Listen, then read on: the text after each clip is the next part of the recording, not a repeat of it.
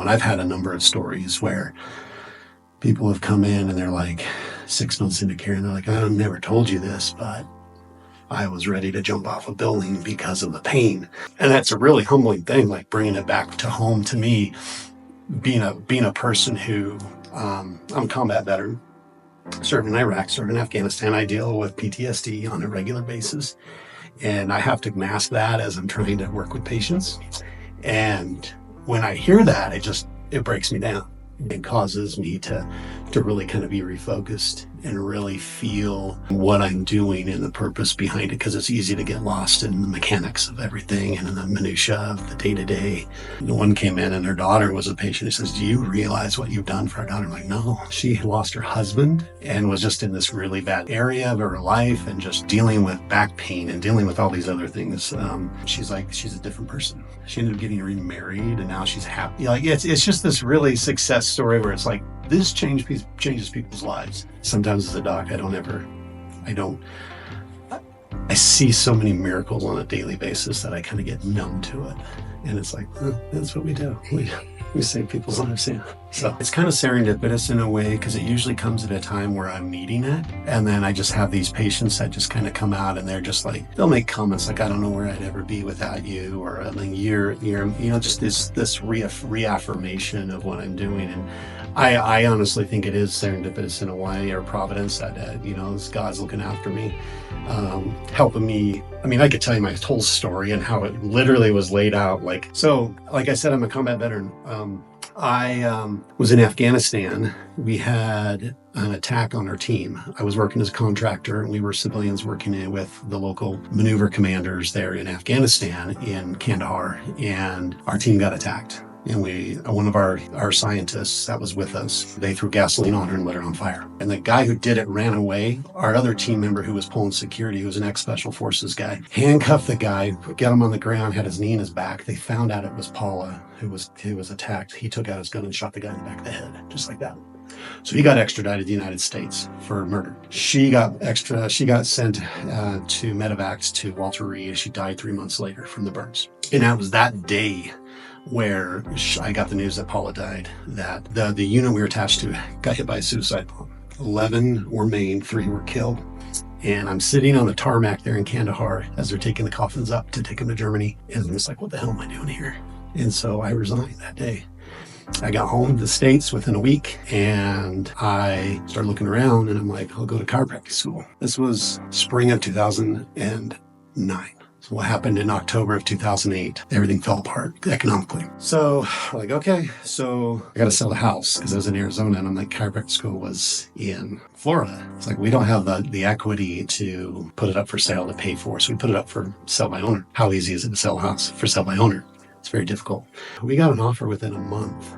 And the amount of money that I had saved from that contract was the amount of money I needed to get out of the house and move on to chiropractic school and to move. So I was like, okay, obviously, I mean, just things were falling into space. They ended up looking at my transcript, and because of my qualifications, they're like, we're not going to require you to take these courses. You're just going to get admitted in. So that was another thing. I get in, and the whole time through chiropractic school, it was like miracle after miracle, everything was just set in order. And so it's one of those things where I know this is where I'm supposed to be, but it's not the easiest job.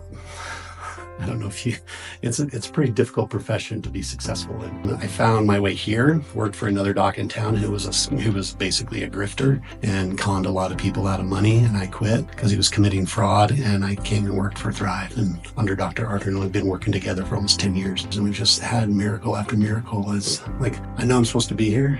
It's just, that's easy to get distracted on all the minutiae and all the other things. But I was told once, he's like, you've lived 3 lives in year 1. And I'm like, yeah, I see a lot of veterans. I take care of a lot of veterans. I love taking care of veterans. And there's so many here. It's like next to DC, this is like the most concentrated amount of veterans that I've been in. So I get to take care of them. I get to relate to them. Dr. Arter's like, yeah, you'll instant friend. And I'm like, I can't get through to the guy, but I get him like, hey, and we're like instant friends. It's kind of cool. I really just like seeing people's life change. Dr. and I have a saying that it doesn't matter what you call the disease, if you get the body healthy, it's going to be able to fix it. So all ships rise with the rising tide. So that's one of the kind of the philosophies. And I've seen every type of case, from just your basic weight loss, pretty simple, pretty easy to navigate, to Hashimoto's, autoimmune diseases, digestive problems, absorption problems, things like that, and seeing them do really well. And it's fun to see them turn that light on and change their, understand that their lifestyle needs to change, because it's not a lifestyle, it's a death style. We had one case, this was last year, where a guy came in, he had one half of his body was cold. I specialize in an area called upper cervical chiropractic. It's a very unique niche. It's not something every chiropractor learns. You have to go study it outside. And so we did it. We worked with the atlas that surrounds the brainstem, and we worked on that because it's a lot of autonomic or automatic functions in the body, and getting that positioned properly and allowing the brain and the body to communicate properly, and resolved it like that. I had a kid who had a bleacher fall on his head. Kid was 8 years old and crushed part of his skull. He was cold constantly. He would come in the middle of the summer wearing 2 parkas, and it was insane how this kid just could not regulate his body heat. Did the same thing, and boom, he was running around mutton busting because he does rodeo and all this other stuff, and it was really cool to see that transition. And so if they haven't had chiropractic before, the one thing I would tell them is you have to experience it for yourself to understand. A lot of people will say, I don't believe in it, like we're some mystical fairies that just, don't exist, or it works. And that's the thing, it is based in solid science.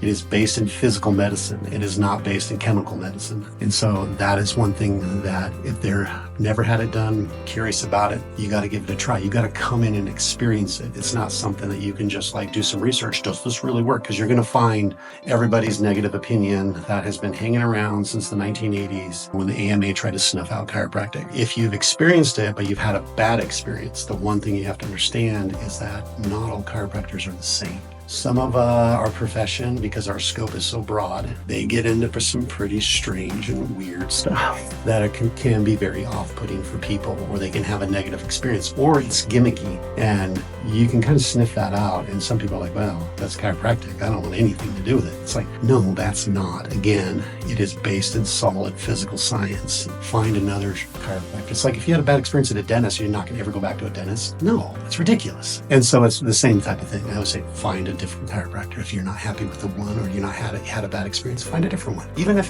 you have a bad experience with me, find a different one. Don't give up just because of a negative experience. My opinion of what a good chiropractor is somebody who does thorough diagnostics and looks at the body as a whole and is willing to do different things, and not just to pigeonhole themselves into one particular technique, one particular style, and recognizing that patients have different needs, and one that you're comfortable with. That's a good chiropractor. I'll be real honest, if a doctor's not doing x-rays, don't go to them. That's the number one thing. I mean, I don't care how good you think you are. So if they're not taking x-rays, I wouldn't go there. I had an experience where a lady came into me, and she'd been going to a chiropractor, a local guy, for about 14 years, and wondering why her neck pain was never getting better. And I'm like, well, let's take some x-rays. And took an x-ray, and she was missing one of her vertebrae. She was getting adjusted by the guy for 14 years. He didn't even know that there was a vertebra that had completely collapsed in her neck, and that it was disintegrated. And she's like, oh. I'm like, yeah, that's why I take x-rays. That's why we do it. I mean, I don't have x-ray eyes, and I don't have x-ray fingers. That's another sign of a good doc, is are they willing to send you to surgery when you need it?